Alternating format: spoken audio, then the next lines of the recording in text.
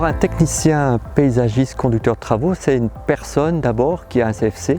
dans la branche verte, notamment de paysagisme de préférence, et qui a envie de devenir un cadre. C'est une personne aussi qui pourrait être considérée comme un pont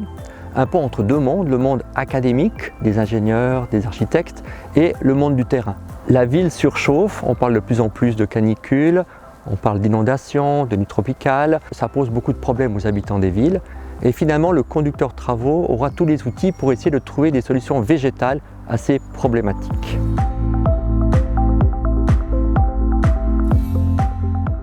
Dans ce cursus de formation, on y apprend différents savoirs,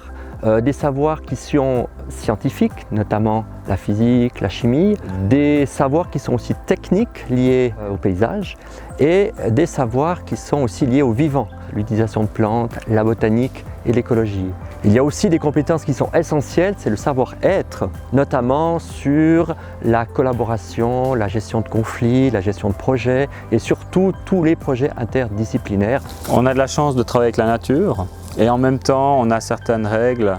pour la construction d'un aménagement. La compétence qui est demandée, c'est aussi de gérer plusieurs chantiers en même temps, de pouvoir switcher et répondre à toutes les demandes au fur et à mesure, que ce soit de la part de l'architecte ou alors de l'équipe de travail, de pouvoir renseigner et dire comment faire les aménagements ou certains détails de l'aménagement.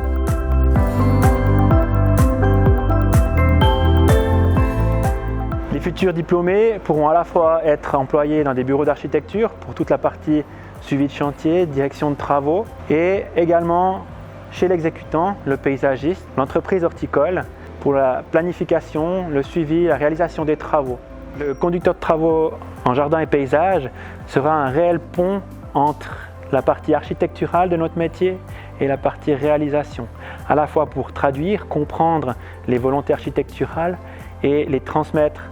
à la partie exécutante.